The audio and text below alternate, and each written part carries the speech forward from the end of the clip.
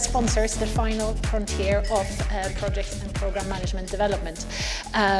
Why do we talk about sponsors in this way? Well, you might have a development plan for your project managers. You might have one for your portfolio managers, for your project team members, for your administrators. But have you got a plan for how to develop your sponsors? Sponsors are incredibly important for the success of projects, and we're going to now be talking about why are they so important, what does it mean to be an effective sponsor, and what do sponsors need to be effective. Before we do that, we do need to talk about what project success is. And for a lot of you, you will think this is incredibly obvious, but often when I ask the question in a classroom, what do we mean by project success? People hesitate a little bit. So we can talk about two kinds of success, or two perspectives on success. The first one is the project itself, right? That's the obvious one. That's the one that we've heard since we started on our project management journeys. Scope and quality, time and cost, right? And that's still important. We need to pay attention to that. But perhaps even more important is the aspect of business success. So that's not just about doing the individual project within the frames of constraints, but also making sure that we actually get value or success from having done the project in the first place. Benefits, right? Measurable positive results. So project success, or success in projects, has to take into account both of these factors, right? And sponsorship certainly has to balance both, perhaps being a little bit more focused on the business success side of things.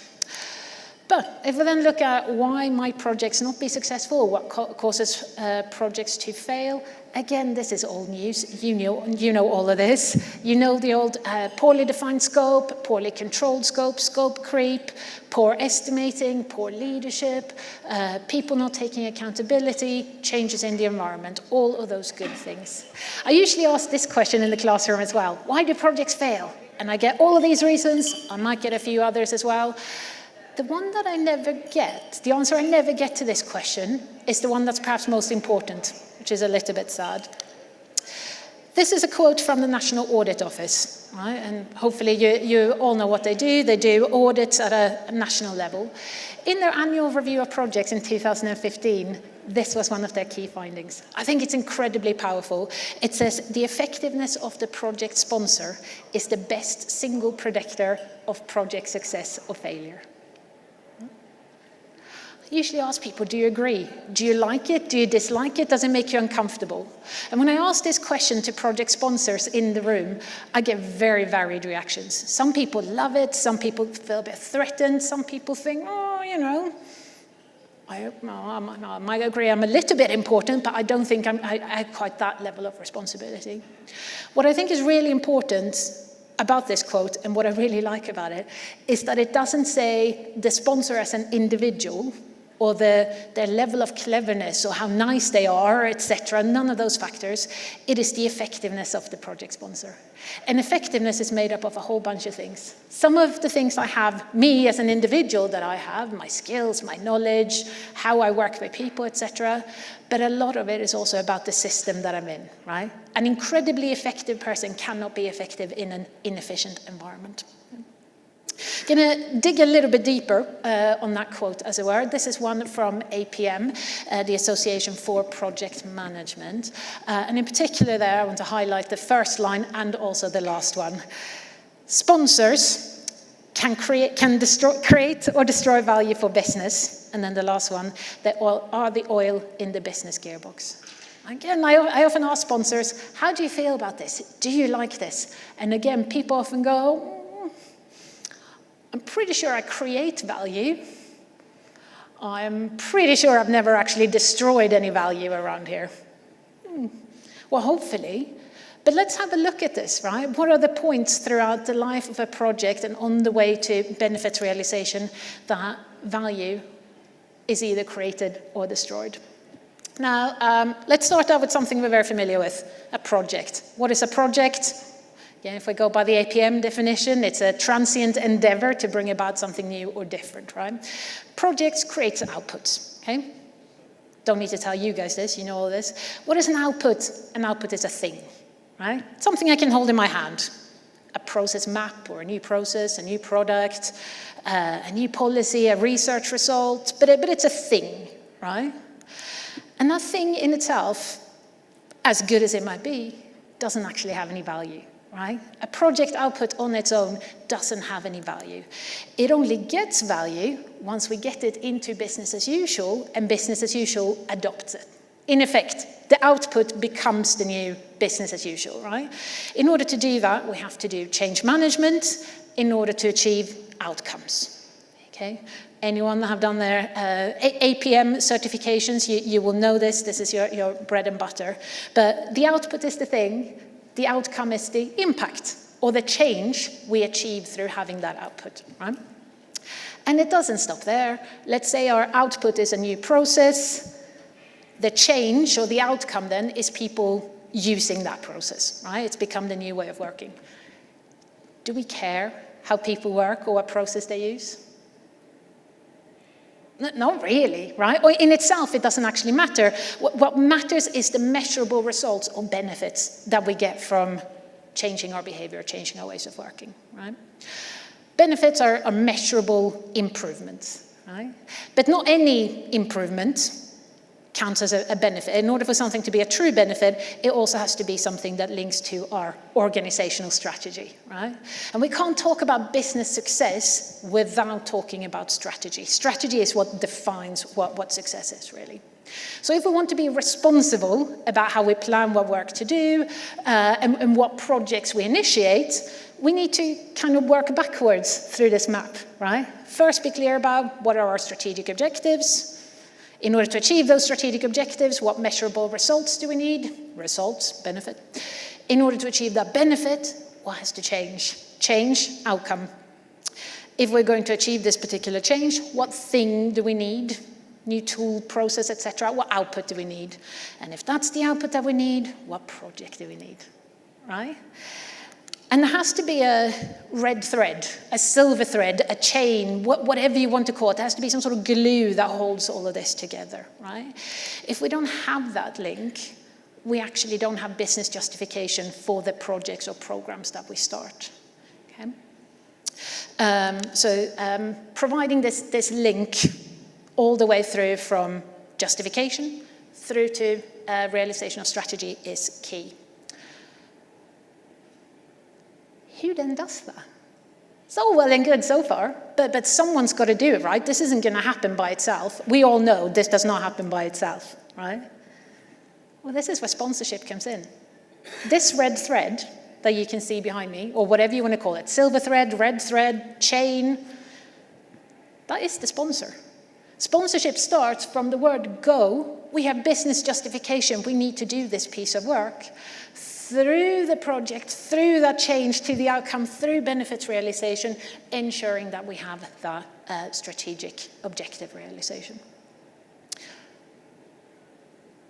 When I do training with sponsors, I usually ask the question here, do you agree? Is this how you see yourself? And I, again, get quite mixed responses. And one thing that I think is quite tricky, something that can sometimes prevent sponsors for really grasping the magnitude and the breadth of their role, is the fact that we keep referring to them as project or program sponsors, right? I think that is a problem, because the project in itself is just a vehicle for how we get to that end result and how we get to strategic realization. So maybe somewhere in here we need to do a bit of a mindset shift. Stop talking about project sponsors, start talking about maybe benefit sponsors, right? Because that's the point. That's what I really actually care about. Okay? But if we agree with the logic of this, and it is a logic model, right? If we agree with the logic of this, what then are the points where things could go wrong, right? Where are those points where we either create or destroy value as sponsors? And the answer is everywhere, right? Being a sponsor is it's not a job that you pick up one day and then you pause it for 6 months, etc. It's constant, right? And as we talk about frontiers, final frontiers or first frontiers, however we want to talk about it, one service the sponsor should provide to the organization is to be a form of frontier, a form of protection, so that at all times, anyone should be able to go to the sponsor and say, is this project right? Is this something we should do? Do we have the justification? Is this linking us, driving us towards our strategy? And the sponsor needs to be the one person that can stand up and say, yes, on my shoulders be it, if this is not the right thing for us to do. So then, what does a sponsor need to be effective in their role? And there's quite a few things, and there's a concept here that I like to use, and that I'm trying to spread the word on as much as possible, and that is what I call the sponsorship sweet spot. If you Google what is a project sponsor, if you Google what is a benefit sponsor, the term I used before, you probably won't find very much at all. If you Google project sponsor, there is a bit more. And usually the kind of answers you'll get is they're the ultimate champion for the project or program. They will come to the board meetings prepared to fight for their project or program, etc. And yeah, I agree. The sponsor needs to be a champion for the project, but only to a certain degree. The sponsor should be a champion for the project as long as they are sure in their conviction that the project is what's best for the organization. So an effective sponsor is one that can balance these, right? That can find the center of the Venn diagram between balancing and fighting for what is best for my project and what is best for the organization. And a sponsor that loses sight of either of these isn't going to be effective. Now, our sponsors automatically, do they just wake up one day in a senior enough position in the company and they just know this? No, of course they don't. We train project managers, we train project administrators, we train portfolio managers. Very few organizations actually onboard and upskill their sponsors. We just assume that magically they will know all of this. But why would they? Right? We don't expect anyone else to just walk down the halls and absorb knowledge by themselves. So we need to help and support and build our sponsors. Right? So what do they actually need? Well, they need knowledge and skills. Number one, they need to know what their role is. And they need to understand that difference of, I'm not just a person who comes in throughout the project and signs off checks every month. I have a very active role all the way throughout. And part of the role is maintaining that view to the strategic objectives through the benefits. So they need to know their role. They need to understand what is expected of them. They need to understand the steps in that chain. This is the same as my drawing before this process map here, just laid out a bit clearer. They do also, if you think about how to balance those two Venn diagrams, they do also need to understand that the business. They need to have business acumen, strategic thinking, and they need to have really strong people and leadership skills. Okay? It's not good enough to be technically very competent. We also need to be business, strategy, and people competent. Right? Very importantly as well, no man is an island, right? Even the most effective of sponsors or astronauts or whoever it might be will fail if they're in a system that's working towards them or that is not helping them be effective. And one of the key things that are preventing sponsors from being effective is capacity, right? Being a sponsor is a demanding role. It takes a lot of time and effort and energy and involvement. An effective sponsor has to be present and proactive all the way throughout that chain, from business justification through projects, through change, through benefits, through to strategic objectives. And usually the kind of people that get asked to be sponsors are the ones that are already quite time poor. Okay?